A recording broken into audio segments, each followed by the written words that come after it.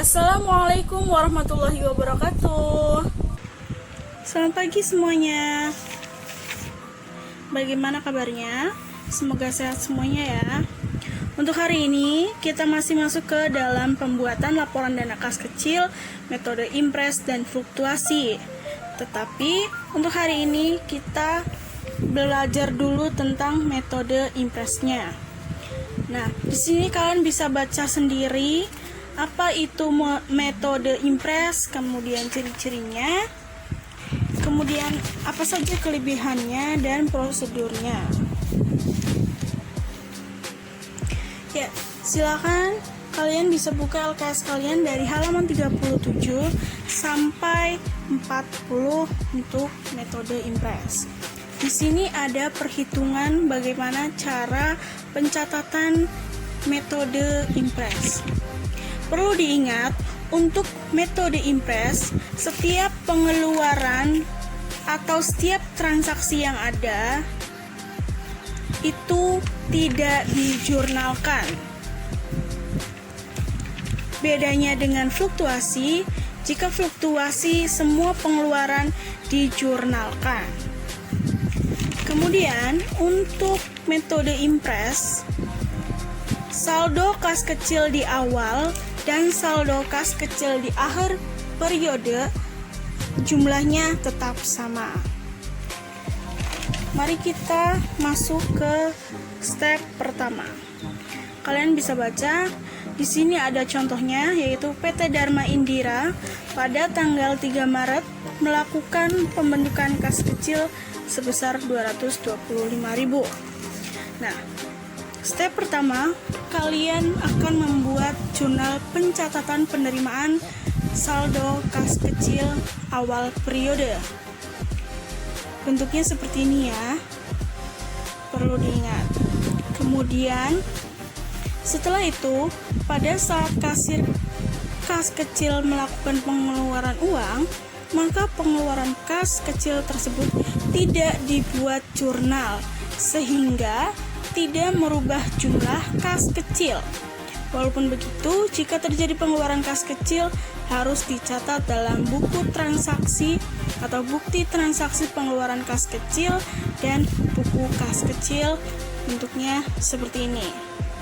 Ini merupakan transaksi per tanggal yang tertera di atas. Kalian bisa perhatikan. Kalian sudah pasti belajar jurnal umum pada kelas 11 kan? Ini contohnya sama. Pada contoh pertama, pada tanggal 4 Maret 2017 membeli perlengkapan kantor sebesar 20.000. Nah, sebelum masuk ke tanggal 1, di awal kalian harus masukkan transaksi pertama, yaitu pembentukan kas kecilnya, yaitu pada tanggal 3 Maret. Maka ditulis 3 Maret pembentukan kas kecil sebesar 225.000. Kemudian saldo kas kecilnya 225.000. Kemudian baru kalian masukkan yang transaksi pertama tanggal 4 Maret. Kalian membeli perlengkapan kantor, di sini perlengkapan besarnya 20.000 dan sama juga dengan transaksi yang lainnya. Tanggal 5 per rekening listrik sebesar 50.000, tanggal 6 rekening telepon 40.000, Maret 7 beban bahan baku 40.000 dan tanggal 8 Maret pembayaran beban tenaga kerja sebesar 60.000. Nah, step selanjutnya yaitu persediaan kas kecil sudah menipis dan telah melewati satu periode. Maka pada tanggal 10 Maret dilakukan pengisian kembali kas kecil. Dengan demikian jurnalnya yaitu, nah di sini merupakan jurnal dari pengisian kembali kas kecil. Nah, jumlahnya dari mana? Yaitu jumlah dari semua total keseluruhan pengeluaran yang sudah kalian lakukan pada periode Maret, yaitu dari tanggal 4 sampai juga tanggal 8. Nah, di sini juga jangan lupa dicantumkan nominalnya berapa. Kemudian totalkan yaitu 210.000. Nah, jadi ini pengisian kembalinya masuknya ke dalam kas, tapi bukan kas kecil ya, diingat. Kemudian selanjutnya dilihat dari jumlah tersebut, maka jumlah kas kecil tidak mengalami perubahan. Hal ini berarti setelah diadakan pengisian kembali dana kas kecil, saldo kas kecil tetap dengan jumlah 225.000 seperti awal mula. Nah, di sini merupakan format dari pencatatan pembentukan kas kecil. Sama jumlah saldonya pada periode awal sampai periode akhir. Oke, lanjut. Dan step terakhir yaitu pencatatan keseluruhan transaksi yang ada pada periode Maret. Ya, ini merupakan pencatatan kas pada perusahaan.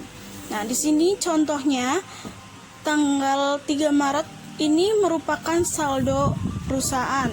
Contohnya 2 juta rupiah. Kemudian pada tanggal 3 melakukan pengisian atau pembentukan kas kecil sebesar 225.000. Nah, untuk saldonya kalian kurangkan dari 2 juta dikurangi 225.000 dan totalnya tinggal 1.775.000. Kemudian pengeluarannya sudah dilakukan dari perlengkapan, beban listrik, beban telepon, beban bahan baku, dan beban tenaga kerja.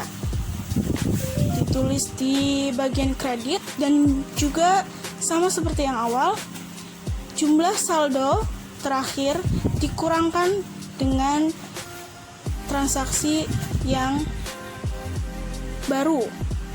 Jadi 1.775.000 dikurangi 20.000 sekian, kemudian dikurangi 50.000 sekian, dan dikurangi 40.000 sekian, dan dikurangi 40.000 sekian, dan terakhir dikurangi 60.000, dan saldo akhir perusahaan yaitu sebesar 1.565.000.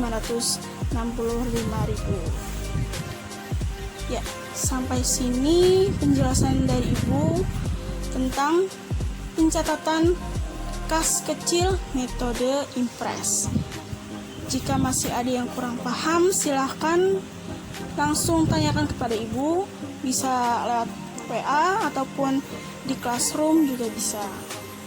Terima kasih, tetap semangat, belajar di rumah.